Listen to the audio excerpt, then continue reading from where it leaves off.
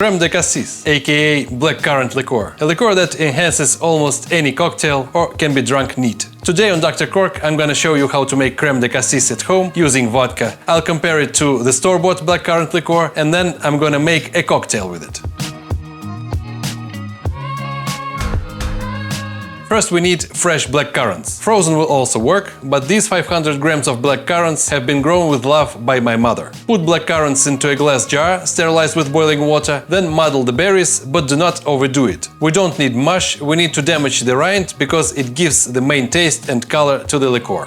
Then pour half a liter or 16 ounces of vodka into the jar. Don't use the cheapest vodka in the world, but there's no point in using the most expensive vodka either. I have a video on what brands of alcohol I prefer, check it out using the link in the description to this video, or in the corner. Now close the jar, shake it a little bit to mix the crushed currants with vodka, and put it in a dark place for a week or two. Some people prefer to use a mixture of black and red currants, say 400 grams of black currants and 100 grams of red. This makes the drink more palatable when it's drunk neat, but for a cocktail I believe there's no much difference. After a couple of weeks, take the jar out of the cupboard and filter it 3 times. Once through an ordinary sieve to get rid of the big chunks of berries and the mush. Then make a finer filtration through a couple of layers of cheesecloth. It will filter finer impurities, but the resulting liquid will still not be 100% pure. It doesn't affect the taste though, so you can filter it twice, but if you strive for perfection, as I do, filter it once again through a paper coffee filter.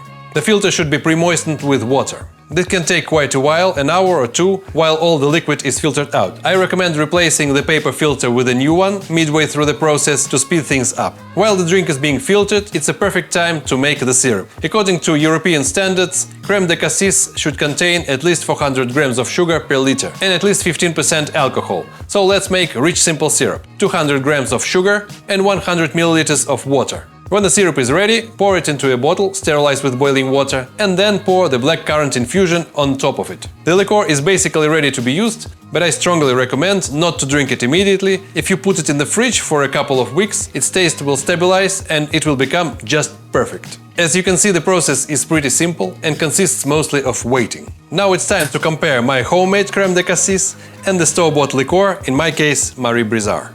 They seem to look the same color-wise, but mine is a little bit lighter, and Marie Brizard is a little bit richer and darker. Its aroma is also brighter than mine, credit where credit's due. But let's taste it. First, my liqueur.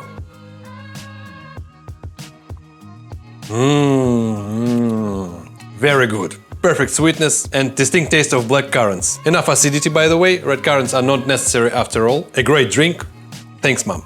The store-bought liqueur. It's pretty sweet, not bad either, but it's like dried black currants have been added. If mine is just fresh berries with alcohol and sugar, this one has a brighter but more simple flavor, if that makes any sense to you. And I feel like something has been added, like black raspberry juice or something like that. I can't say that any of them are obviously better, it's a matter of personal preference, but I know for sure that mine is 100% organic and made with love, while this one is probably made for making money. I think the experiment has been successful. This stuff is great. If you have grain alcohol, you can use it instead of vodka. Usually stronger spirits extract more flavor from the berries and whatever you infuse them with, but even with vodka the results are great.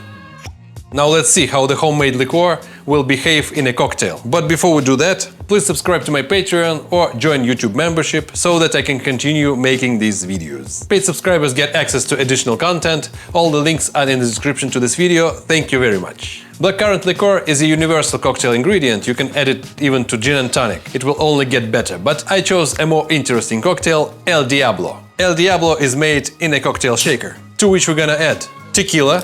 The recipe calls for the aged tequila, añejo, or in my case, reposado. 1.5 ounce, 45 milliliters. My homemade creme de cassis, half an ounce, 15 milliliters. Freshly squeezed lime juice, half an ounce, 15 milliliters.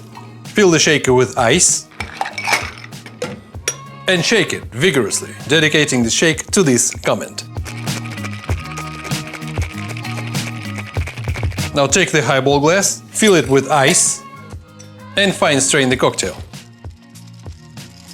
Top up with a nice pungent ginger beer, about 1 to 2 ounces, 30 to 60 milliliters. not to be confused with ginger ale, which is basically ginger lemonade, and garnish with a lime wedge.